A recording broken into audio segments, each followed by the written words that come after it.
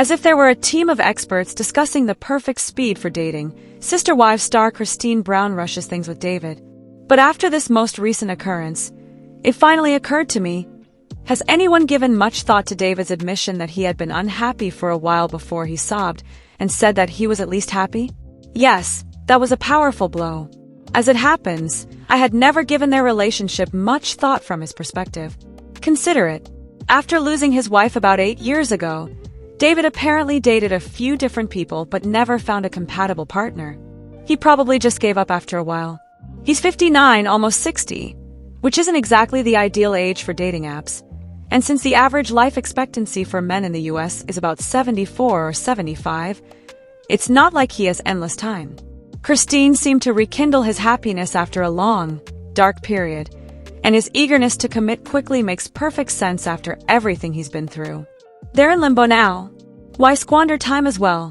To be clear, if people were truly listening, this would be all Christine running to the altar.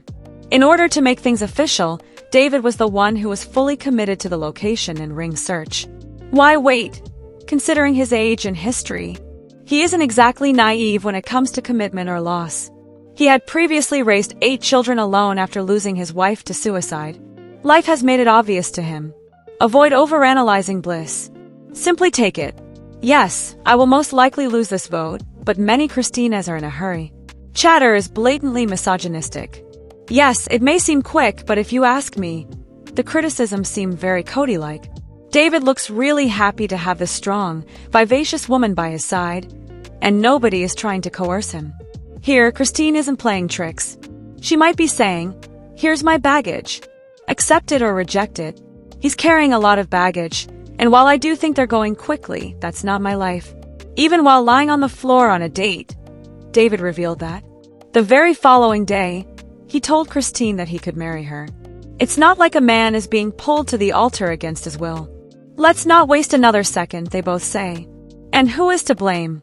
The romance between Sister-Wives star Christine Brown and David? We're all dying to see it, so I'm overjoyed that Christine found her lobster. To be honest though, I don't give a damn about the specifics. The true drama this season is witnessing Mary break free from the Kody disaster and eventually give her chosen family a taste of happiness after all these years. Likewise, Janelle is finally letting go of Kody's bullshit and making sure she receives what is properly hers. Let's be honest, she's been enduring enough for David and Christine. Yes, they're simply mediocre. Even though the timing is incredibly lagging and we won't be seeing David for the first time, TLC thought we wanted to experience the entire wedding, so maybe I could put up with it if we hadn't already watched it. It feels like we're witnessing a replay of something we already know, because we know how the story ends. To be honest, it's similar to reading a book through to the conclusion and then acting as though the first few chapters are still a surprise. Let's also discuss Christine's PDA kiss with David in front of her children. It's a hard pass indeed. Although we've already witnessed the wedding, I'm glad she met someone. We didn't need to relive the beginning of their romance. The performers continue to act as though it's brand new information and the baby thing, which is similar to watching a show when you already know every narrative twist. I might lose it if I hear her wrinkle her nose and say, "Baby, one more time." To be honest, please don't even bring up the make-out sessions. I hardly care about the show I used to watch anymore. Even though I'm a huge fan, everything they're airing is so outdated that it's already outdated on social media, so it's just background noise while I work. Knowing the finish before the plot even begins makes it difficult to get enthused about it. In all honesty, TLC is failing their own show. The Sister-Wives actress Mary Brown's "I made my own fin table" speech has me completely enamored. She's really risen from the ashes like a phoenix, Mary, so do you boo? Let's pause to consider Mary's situation a few years ago. She was sad, battling infertility, and coping with the emotional fallout of being abandoned as her husband began a new family with a younger bride. It must have been heartbreaking. Not to be overlooked is Robyn, also known as Crybros, who humiliated Mary when she showed interest in returning to school to work with children. Then, when she sought to purchase the family's generational B&B, the entire family abandoned her. Mary was knocked down each time she attempted to move forward. But Mary is finished now. She made the decision to prioritize herself, purchase her own fucking B&B, and construct her own damn table. She then made a famous statement, I am so happy about the life that I am creating and the table that I have. I'm going to have my own table, and the people who want to be with me will be in my life. Leaving Chatty, and finally doing her own thing looks fantastic on Mirai, even though she might never entirely recover from the catfishing incident. Yes, we could spend hours discussing the ridiculously imbalanced spouse Kody, star of Sister Wives, has been, or how he has treated their children. The fact that Janelle is simply happy without him, however, is really the strongest argument for her leaving. And what do you know? In fact, I'm grateful that they still harbor love sentiments for one another in spite of all their problems. Isn't it really common? We're taught that romantic love is the highest ideal, but let's face it, those lasting sentiments aren't miraculous cures that heal intractable problems, and they certainly don't worth more than someone's general pleasure, especially when one person's love seems to be code for all about me. Sometimes the most important thing is the complete opposite of happiness. I adore that Janelle is also being truthful with Kody. She isn't being very nice about it. Yes, it's a little softening, but the message is really clear. I'm happier without you. In this tape, I watched Christine express her grief at Robyn for hiring a babysitter rather than asking for help with the kids, and Robyn responded with the archetypal blow. Right now, are you serious? Excuse me, what was the purpose of that? I missed the remainder of the video, so I'm curious as to why Robyn was so irritated when Christine brought up this issue, and why they decided to hire a nanny in the first place rather than simply accepting Christine's offer to help with the kids. It almost seems like there was some sort of confidential agreement. Simply put, they had to avoid talking about it because, let's be honest, it makes Robyn appear to be a hypocrite, and she wasn't prepared to justify that. Additionally, I wonder if they couldn't just acknowledge that she needed someone to care her kids while they were filming. The entire situation feels even more dubious because there is undoubtedly a lot of tiptoeing around things that aren't allowed to be discussed, like filming. I agree with you. However, Robyn is a complete hypocrite for encouraging her children to form bonds with the others.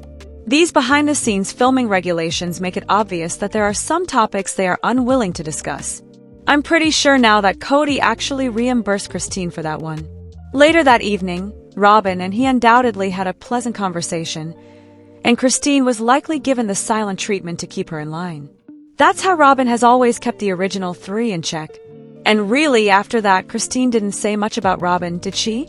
Since she was placed on the spot, I'm willing to wager that Robyn was incensed. I hope the princess isn't called out. After that, she probably had a full-on argument with Kody about how it made her seem horrible. She talked about how wonderful it was to have a large, encouraging sister-wife situation when she first joined the family. Well, that's not quite consistent with what she did. Does everything she said now sound like a bunch of bullshit? Sister Wives, star Kody Brown. I'm in love with Savannah, Janelle's daughter. Oh, really? Why don't you give her a call? Or, here's an idea, you complete oddball, go visit her in person. However, since Savannah is not one of Robyn's children who was raised to adore him at his feet and give him unending adoration, he receives nothing from her. To be honest, I detest this man. Despite his repeated claims that he only wants to stay with Janelle for the children, he is completely the contrary.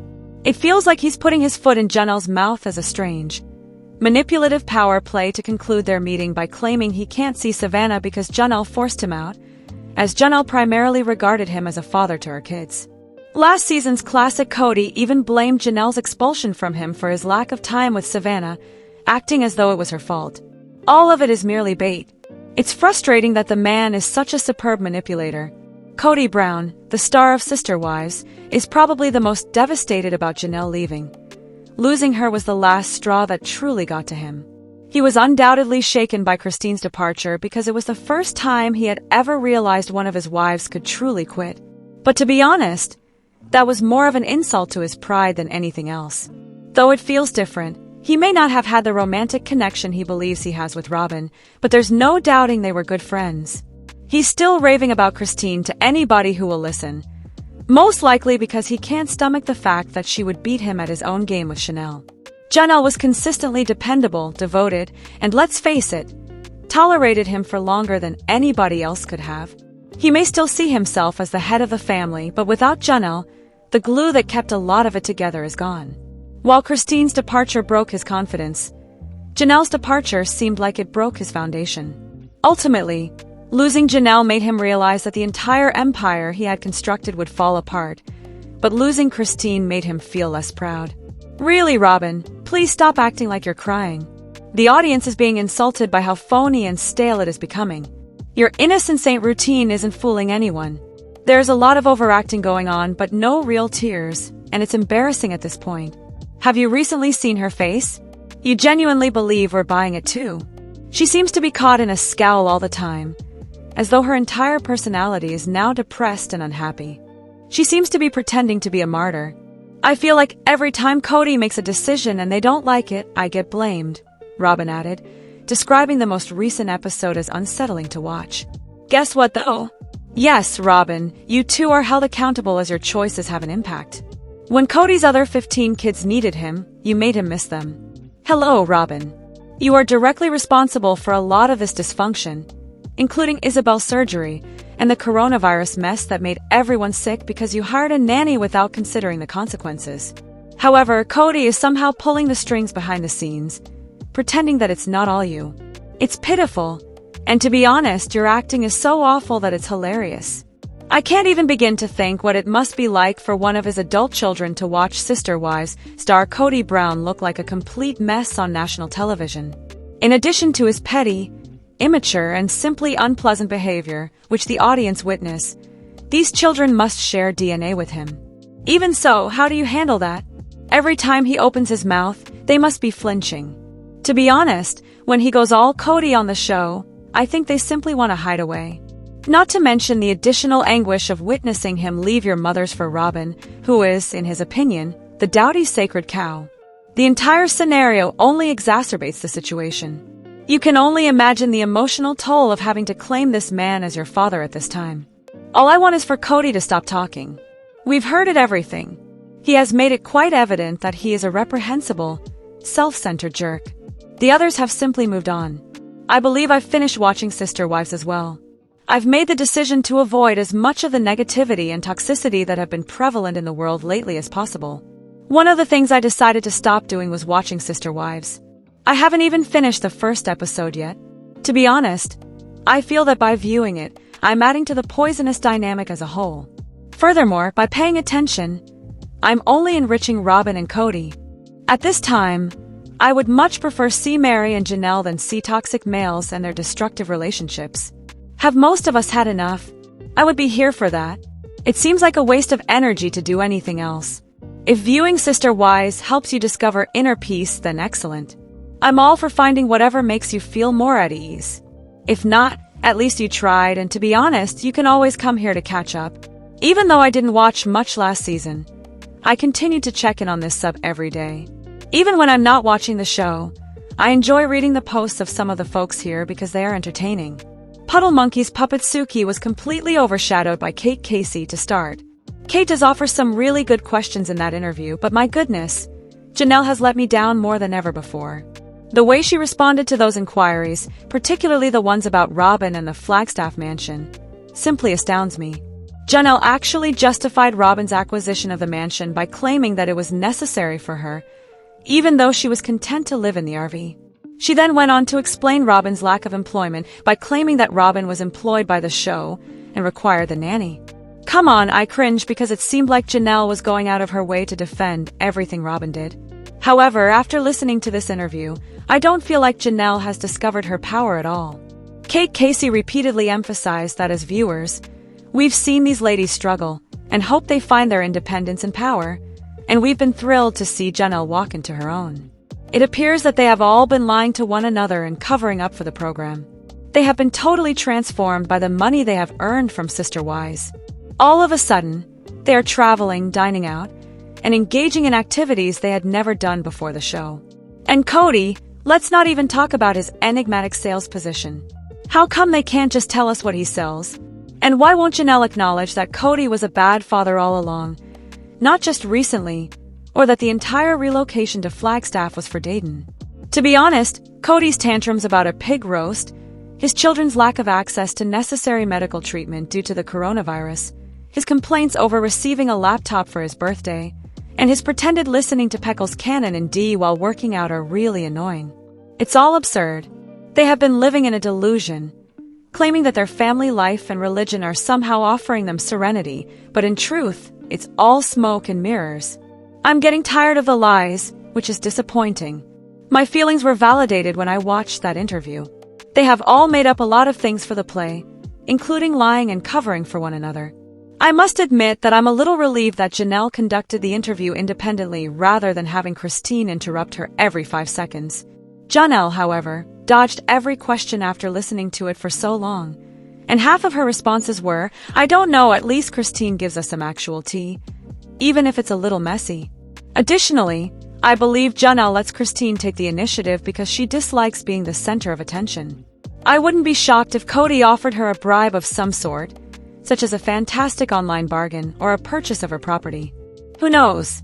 People keep asking Janelle to write a book, but in all honesty, it would probably only consist of 10 chapters discussing how amazing polygamy is, how fantastic Kody was as a father, and how their upbringing was completely trauma-free. Since they are the only two that didn't work outside the program for years after it took off, I believe Janelle is merely supporting Robyn.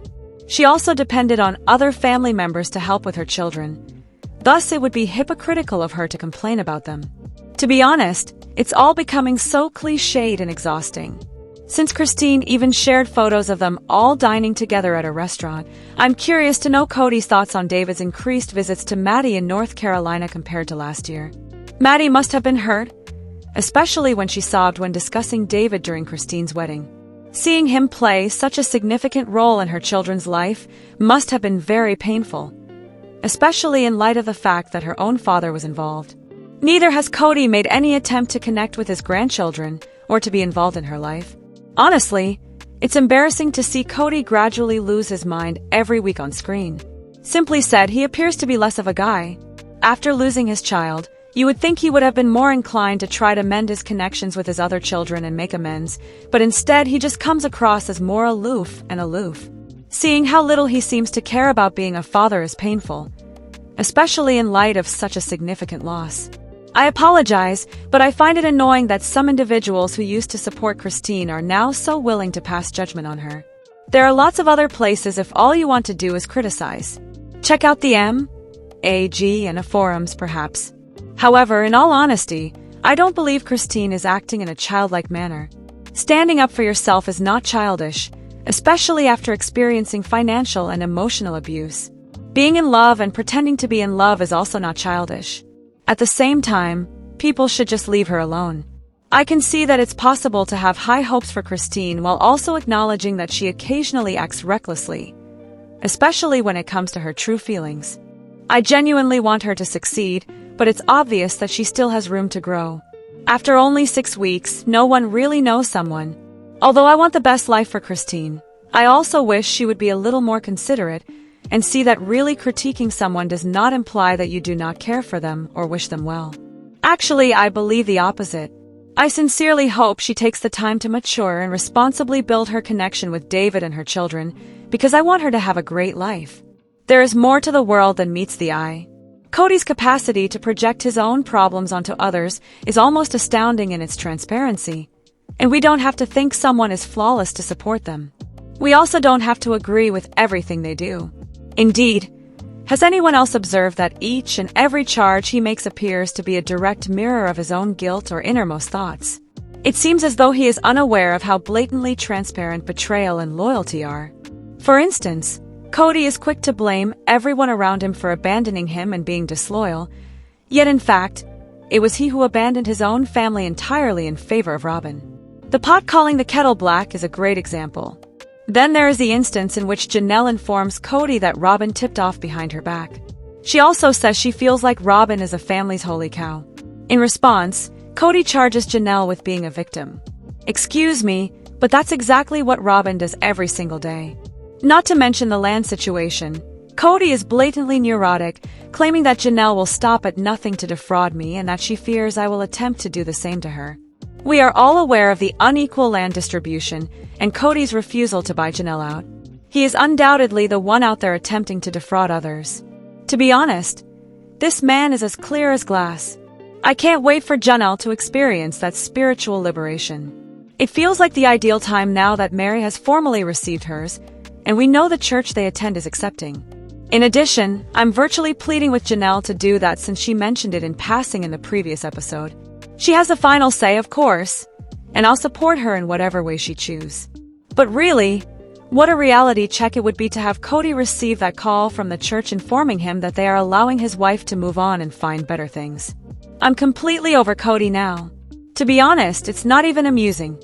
If he were called out by a bunch of people he truly respects, that's the only way I think he would express any remorse. I mean phony remorse, but we all know that's just for show.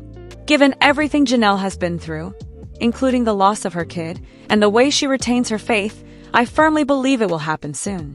Why would she want to spend eternity with that man?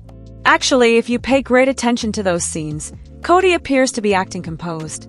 However, it's clear that he's more upset with Janelle than ever. It seems as though he is aware that something unpleasant is about to happen. Do you believe that the reason Janelle continues bringing up the lawyer is that there is a written agreement pertaining to Coyote Pass? The problem is that most people believe she has no legal claims because she and Kody were never legally married, so hiring a lawyer would seem pointless.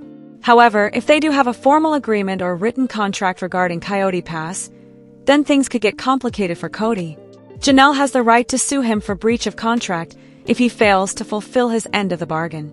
I believe Mary's name is on the Coyote Pass deed, and I have a suspicion that Janelle's name there as well. I don't think Kody and Robyn have done the same for Janelle or the others, but I do think they bought out Christine's property.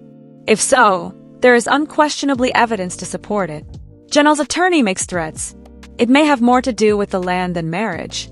She has every right to pursue Kody if he isn't keeping his end of the bargain. Let us know in your comments. And stay tuned by subscribing our channel to get more updates like this. Thanks everyone.